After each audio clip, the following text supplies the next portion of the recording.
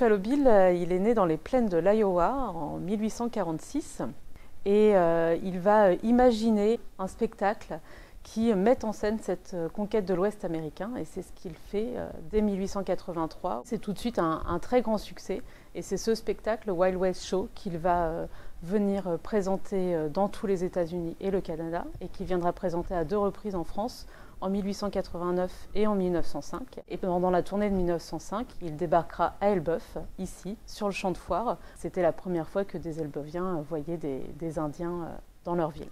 C'est un spectacle vraiment hors norme où on peut découvrir des reconstitutions historiques de la vision que Buffalo Bill voulait montrer aux Européens de sa conquête de l'Ouest. Buffalo va mettre en place une véritable stratégie commerciale et publicitaire qui consiste en des affichages démesurés dans les villes, mais aussi des supports publicitaires comme les programmes, des cartes postales.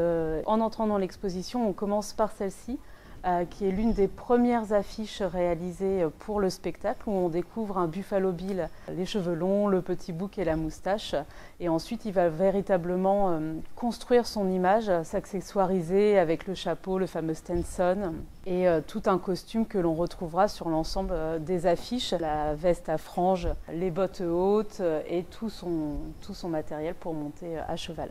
Buffalo Bill débarque à Paris et il présente son spectacle dans le cadre de l'exposition universelle de 1889. Il s'installe alors à Neuilly sur un terrain de plus de 60 000 mètres carrés et 2 fois par jour, 15 000 visiteurs viennent voir le Wild West Show et découvrir ce show qui est totalement unique pour l'époque. En 1905, il s'installera cette fois-ci à Paris sur le Champ de Mars et on a ici une vue de l'installation du camp avec la particularité cette grande enceinte en forme de U dans laquelle pouvaient s'installer 15 à 20 000 spectateurs et le spectacle avait lieu au centre. Le spectateur pouvait déambuler dans le camp et notamment découvrir toutes les infrastructures, les écuries, les dortoirs, les cuisines, mais aussi le camp indien et les tentes pour le personnel et les artistes. Alors effectivement, les femmes avaient une place très importante dans le Wild West Show, c'était une volonté de Buffalo Bill. Elles participaient à l'ensemble des reconstitutions et certaines avaient une place très importante dans le spectacle. C'est notamment le cas d'une de ces artistes qui s'appelait Annie Oakley, qui était tireuse à la carabine. C'était l'une des artistes les mieux payées et elle était capable de percer un penny, qu'on le voit ici, à plus de 30 mètres de distance. Donc des années avant l'obtention du droit de vote des femmes aux États-Unis, Buffalo Bill, dans ses programmes, demandait ce droit pour les femmes.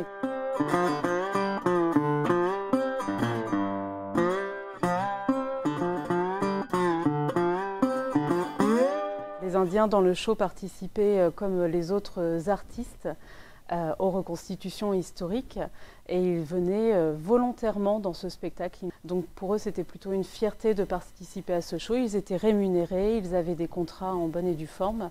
On a choisi de laisser une grande place au jeune public avec un certain nombre de cartels qui leur est spécifiquement dédié, de petits points de médiation où les enfants vont pouvoir par exemple sentir des odeurs qui rappellent l'Ouest américain. On leur propose de pouvoir toucher différentes matières qui permettent de fabriquer ces vêtements.